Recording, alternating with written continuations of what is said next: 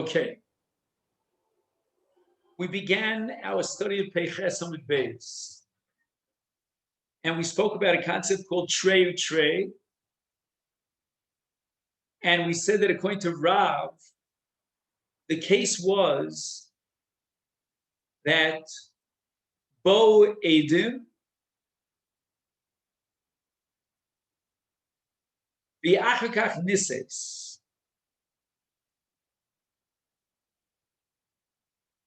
Now, what does that mean? Two Edim said that her husband died. Two Edim say he's alive and well. And she went ahead relying on the first pair of Edim that said that her husband died, and she got married. Rav says we cannot break up that marriage. And Rav is disagreeing with Rabbi Yossi Rabbi Nachman because Rabbi Nachman was of the opinion that only if she got married before the second pair of Edim came in, then we don't break up the marriage. In other words, at the time that she got married, we only had one pair of Edim who testified to the effect that her husband died. And then after she got married, two Edim come in and testify, no, her husband is alive. Then Rabbi Nachman says, we will allow that marriage to continue. But if the second pair of Edim who said that your husband is alive came in before she got married, then we're going to bust up the second marriage. Rav says that even in the case where the second pair of Edim who testified that the husband is alive and well, there he is, and then she got married subsequently, even in that case, we're not going to break up the marriage. The Gemara asks about Asham Tolui. After all, how can we allow her to be married to another man? Every time she has a relationship with him, she's chayiv to bring an Asham Tolui, because we don't know which pair of Edim are telling the truth. So Gemara answers, that she was married to one of her two witnesses who testified that her husband died. Gemara asks, well, what about her? I mean, she wasn't a witness. She did not see her husband's body. So the Gemara answers, Daiku Minsima, that she went ahead and she checked it out. She did her due diligence, her research, and she came to the conclusion that it's absolutely the case that her husband died. How would she know such a thing? Maybe she sees that this so-called husband is really just an imposter. He doesn't have a simon, he doesn't have the birthmark, etc. Whatever it is, she came up with that proof that in her mind, she could say baridly, I know beyond the shadow of a doubt with all certainty that my husband is dead.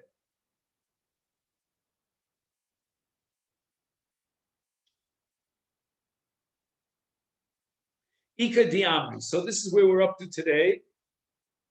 It's on Peiches Amud Beis. It's approximately, would you say, 15 lines down from the top?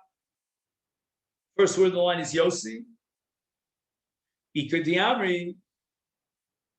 Now we have a different understanding of Rav. Rav again was medayik from the Mishnah that Teitze only applies. We bust up the second marriage if there was one witness that said Bailech Mace. But if there were two witnesses, then Rav said the Mishnah would agree that we don't break up the second marriage.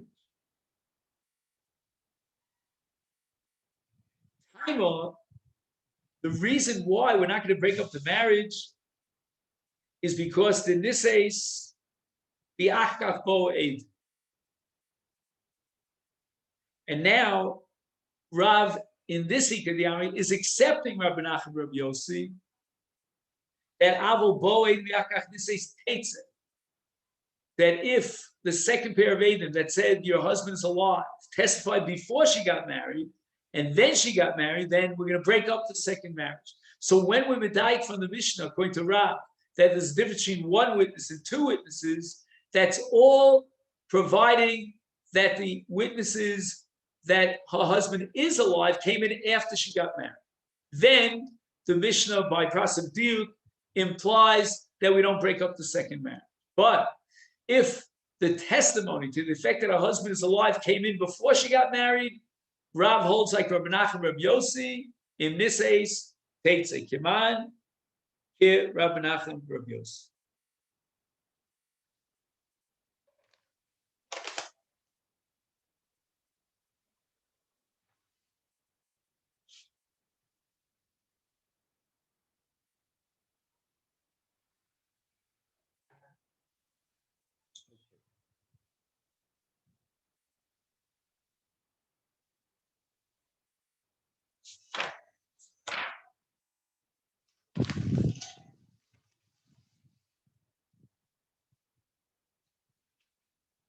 So if Mary's after, so then that's what they say. Correct.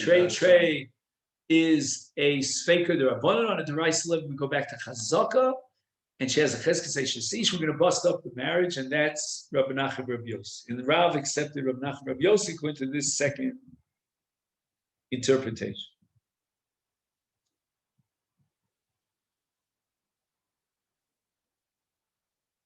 Now, you may recall, just for the sake of Chazara, that we had an issue.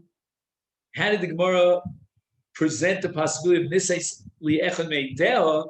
We're not going to allow one of the Eidim to marry her. People are going to say, well, what's going on? He was the one who testified that her husband died, and then she went ahead and got married to him. Or he was one of two Eidim that testified that her husband died, and then she got married. This looks a little fishy.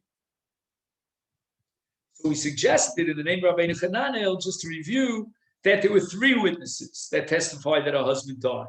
In which case, even if we cast some sort of shadow of aspersion, of suspicious on one of those three Eidim, because he went ahead and married her, nevertheless, we still have two Eidim to fall back on, and therefore, in this case, slow takes it. We'll rely on those two Eidim, not on him.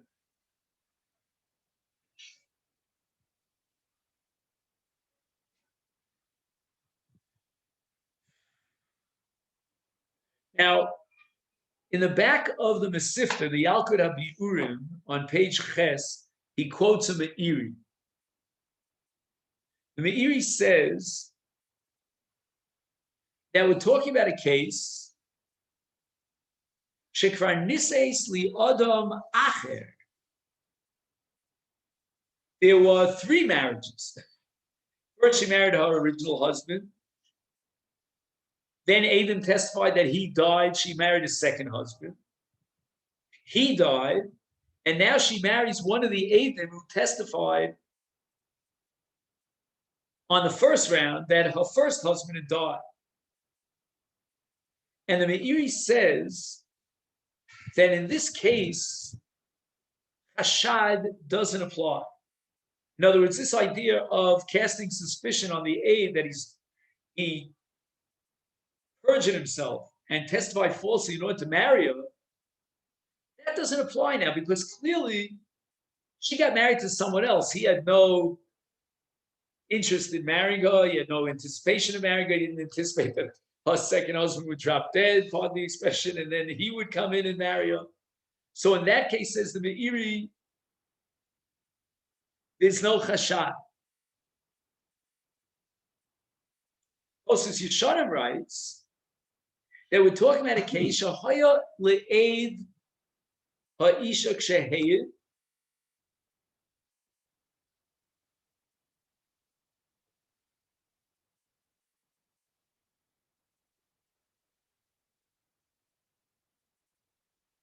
l'chein mutali naseh.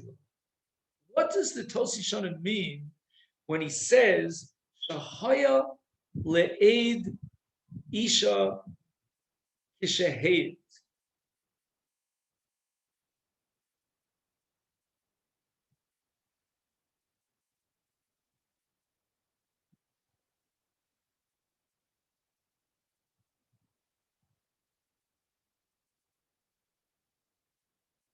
So I'm just going to take a stab at this. I mean, obviously, we have to know more than what I know now.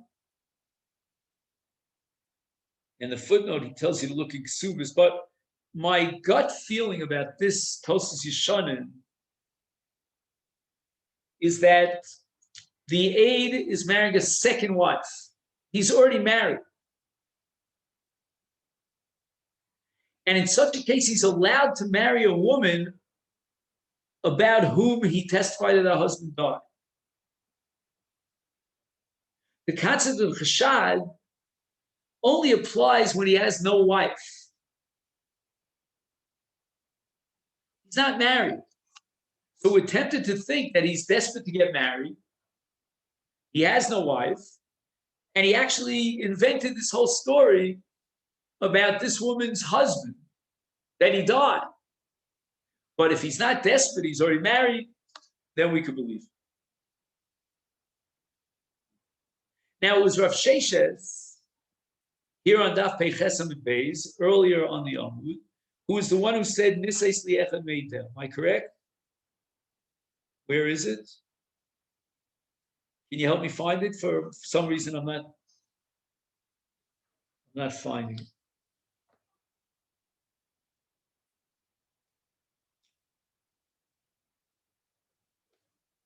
Oh, there it is. Second line from the top of Peiches Amud Beis.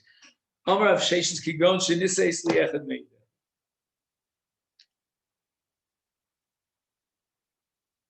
So the Achronim asked the following kasha. The Gemara in Gittin on Daf Pei Beis that in Kiddushin, Tzarech HaMakadosh lesar es ha'isha al adam mesuyam b'li zeh ein ha'kiddushin chal klal. Lefi zeh kashi keiman shikfar asura l'kula mikodem mikoch baila rishon im kein ech chalam ha'kiddushin b'kiddushin ha'ed or eina osra le'af adam.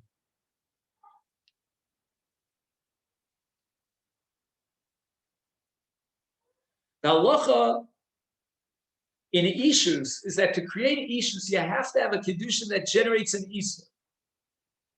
In this case, of Treyu Trey, no one's allowed to marry this woman. We have two Eidim that testify that her husband, her husband is still alive. No one's allowed to marry. And Rav Sheshes says the only one who married her, who could marry her legally, is Echad Meidel. But when he marries her, what validity is there to his Kiddushin when she's already Asura Kuliyama because of the first husband? Why is his Kiddushin valid? So the answer to this question is, apparently, that for the Kiddushin to be valid, you need one person on the face of the earth that is affected by this Kiddushin. If the Kiddushin generates an Isa for one person, so there were two witnesses here. And when she gets married to one of the two witnesses, the other witness, who also testified that Meis Baila, he could have married her as well. But now he can't marry her because his colleague married her. And that validates the Kedusha. Now, Biomeris Barili, Rashi says, Kigon al Yedei Simonim, and there's no Oshim Toli, Rashi says, because it's not Libo Nokfa. And the Ritva says that Simonim are Simonim Shemasol Abailim. It's like the story of Rachel and Leah. That the Baal, before he left, he gave us Simonim, and anyone who doesn't know that key secret word, password, it's not me. It's an imposter. Can you imagine? You could write a piece of literature on it. That a husband tells his wife, here's the password, so you'll know that it's me.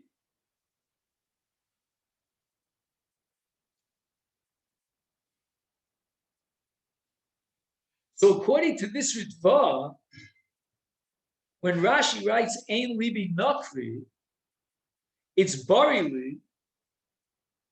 It would have to mean that this fellow, who is the supposed husband, doesn't have the Simonim. However, Rashi in Masedhet Yevamot writes Barili she'ilu haya kayam haya ba. If he was alive, he would come. she doesn't open herself to the possibility that he's laying up in a hospital bed, never with two legs, in a cast.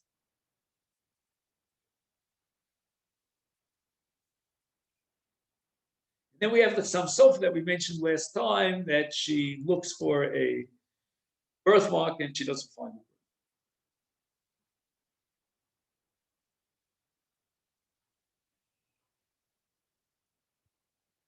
Now, the Gemara in Ksuba seems to indicate that Toenis Bari means Ein Libi Nokfi. Says the Ritva, Kosha, Haregam im Eino Chayeves Bi Osham, Kevin She'eino Osham Boil of Misha Libo Nokfo, Mikomako, Eyos Vienna Toenis Bari, El Mikoch Simonin, Hareu Adayin Sofik Isra, Madua Lo Teitze. Yes, the Ritva Gavaldic Akash, I understand very well how the Gemara resolved the issue of Osham Toli. She's not Chayiv in Osham Toli because there's no Libo Nokfo, she has Simonim, and the Baal gave her Simonim before he left, fine. But still, at the end of the day, Simonim is not Vada. It could be that her husband forgot the Simonim. So I always say about the world that we live in today, how do you remember all your passwords? There's a password for everything. For email, and for opening up your computer, or for opening up YU Torah, if you want to log in and open, then you need a password for Misrad Apnim and a password for Misrad for Bituach Lumi, and it's just endless. And they tell you not to use the same password. Sometimes you don't even have the option of using the same password because they need X number of these letters and small letters. So maybe the Baal, again, it's a slim chance, but maybe he forgot the password. But he's alive and well. He's begging you to re-accept him as your husband, but he can't remember the password. So Simonim is not a Vada. It's good enough to remove the Chiyuv of Osham Toli because she's convinced that he's gone, and therefore it's not Libo Nokfo. That's a precondition in Karban Osham. But we still remain with a suffix. We have Trey. How can we let her remain married to the second husband? That's the Ritva's Kash.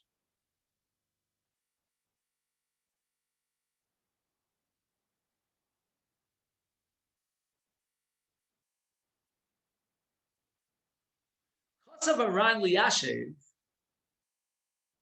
Sherashi Sabur, She'ima Isha Toeris Bari, Sheodas Shemeis Bailo, Yechol Linose Af Liacher, Velovak Liacher Meidel. And this is based on a Gemara later on, Isha Shomer Meis Baili Nemenes. If she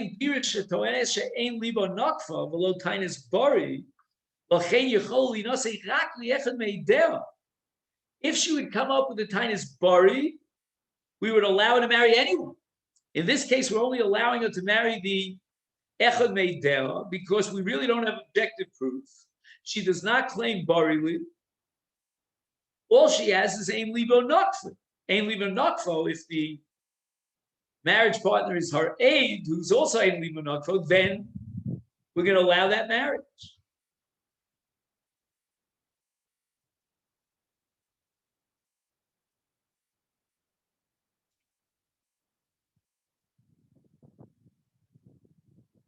So how does the Ran answer this question?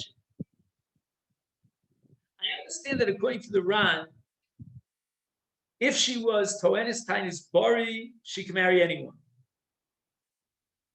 But in the case of Ein Libo Nokfo, we still have an objective suffix. How can we allow her to remain married to the second husband?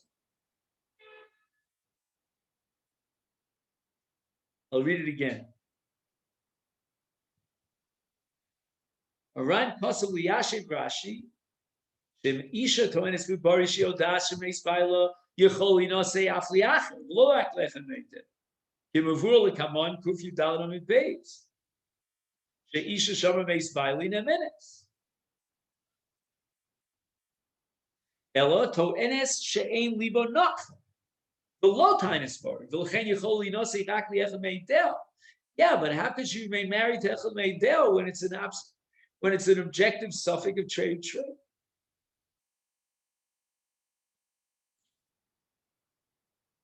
Ubechut hamishulash.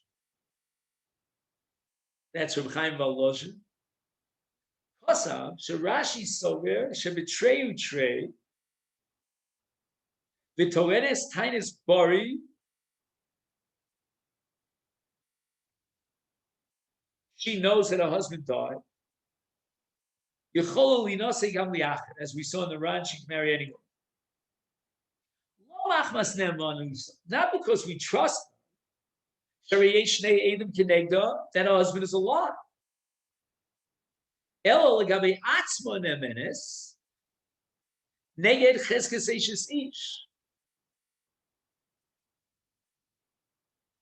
How is she believed klape atzma to remove her cheskes eishes ish? By accepting the testimony of the two Eidim that her husband died, she now undermines and voids the cheskes eishes ish. She believes the two Eidim who testified that her husband died. Now, kevan shenemenes legabe atma imkein hafcha lios ichaticha de tera the ain li osra mikoach chazaka. Wow, this is wild. Rav Chaim Volozhin is saying that she has the ability to transform herself into a chaticha de tera, and that's going to prevent the active operation of chazaka. Chazaka, in this case, cheskes eishes ish, is only effective if, as far as she herself is concerned, she has a cheskes eishes ish. But if she removes the cheskes eishes ish from herself, because she's believed vis-a-vis herself, therefore, we don't apply the principle of cheskes eishes. Since she has a right to rely on the two Eidim who testified that Meis Baila, she now transforms herself from being a cheftzah d'isura to a cheftzah d'teira. And now we cannot impose upon her the cheskas eishes. And now we have a chiddush of the Brisker Rov. The Rambam writes in Perek Tes Milchus Tumas Mes, Shekol asfekos einam asurim v'natorah el min rabbanon. Meaning, Safek D'Oraisa L'Chumra only applies as a Chumra D'Rabbanan. Chutz, Midavar Shechayvim Al Zdono Koretz.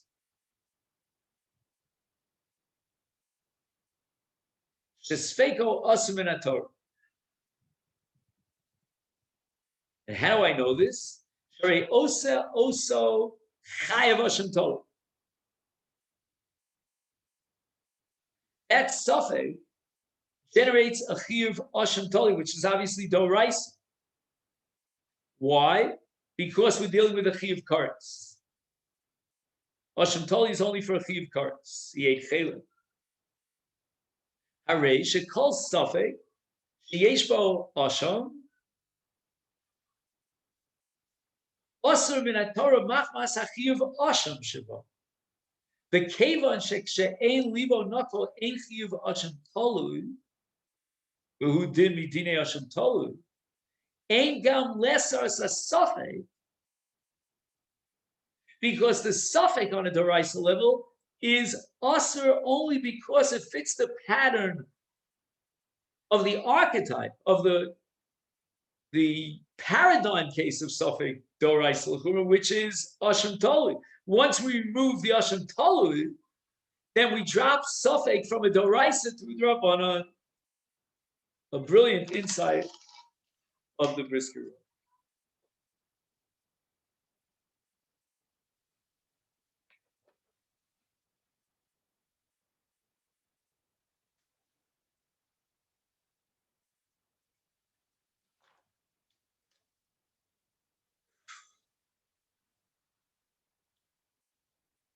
Okay.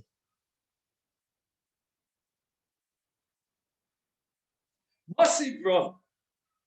Rava raises the following objection to Rav.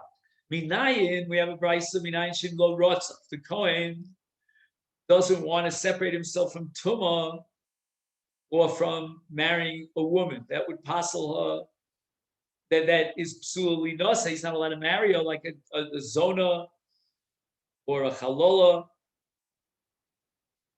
or a grusha. Is dafno. Dafno means we beat him up. There's no democracy here. We force him to be poresh minatub and to divorce this woman that he's not allowed to marry.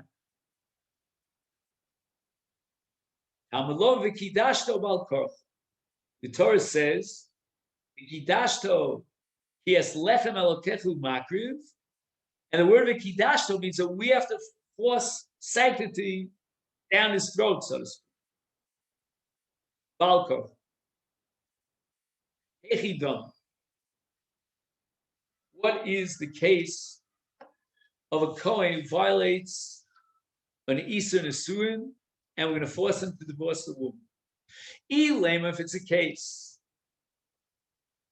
where two Adam came and testified that her husband died, and therefore she was allowed to marry a Kohen because she's an almana.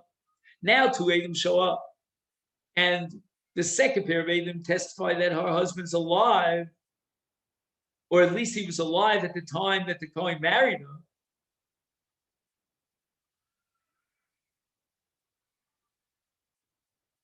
And then she becomes a zona because of the be'ilah of the Kohen, because she's enjoined from this Kohen.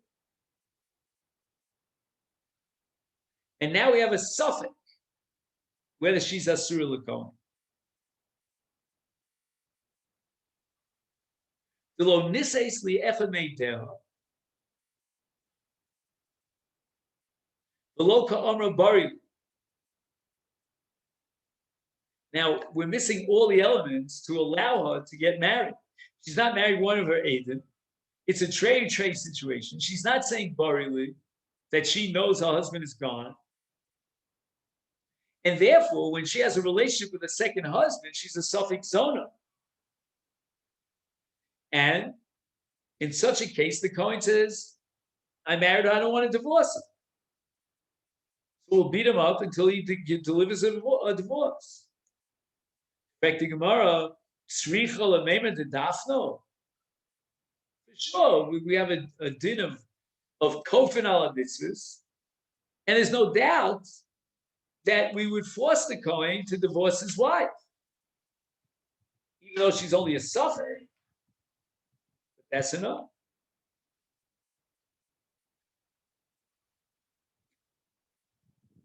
So Tzricha Lamema de Dafno? Do you have to be machadish this wonderful new innovation that we're going to beat him up? It must be a case of the niseis li'echa meideha, that there were two Adam who testified that her husband died. She got married to one of those two Adam, and he's a Kohen. And ka'amra isha bari. She says she knows her husband died. Now Adam came, and they say that her husband is alive and well.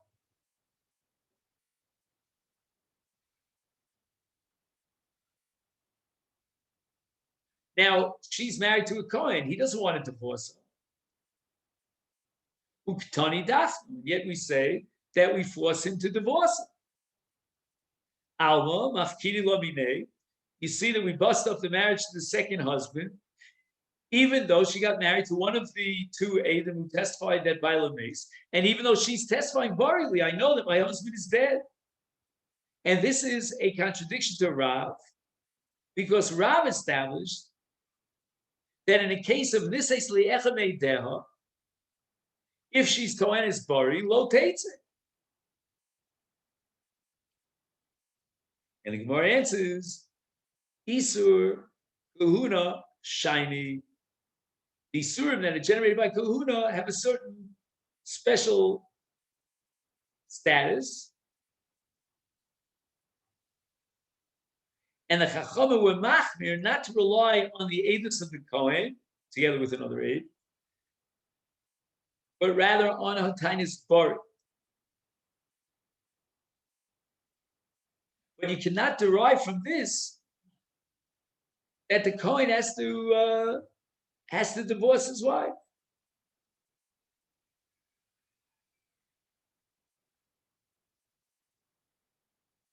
So the Chachamim are machmir, and they're not going to rely on the aidus of a Kohen, even though she's Toenis Bari, but that has to do with Kahuna Shiny. That has to do with an extra level of piety and significance of the prohibitions that are incumbent upon the Kohen. So even though we have Tainus Bari, Shala Isha, against the two Eidim that testify to the opposite, and Ein Limo B'Chliv HaKohen L'Hotzi Seisha L'Chol Makom, that Isa Kuna Shiny, and that doesn't prove universally outside the realm of Kahuna that it's not enough. He's got to be Motzi Seisha B'Chol Makom. Let's make a note of where we got up to. We're up to Iser Kahuna Shiny.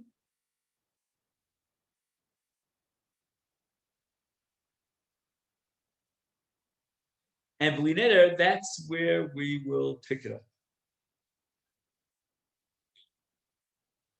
Okay then? So let me wish you all a great day. Thank you so much.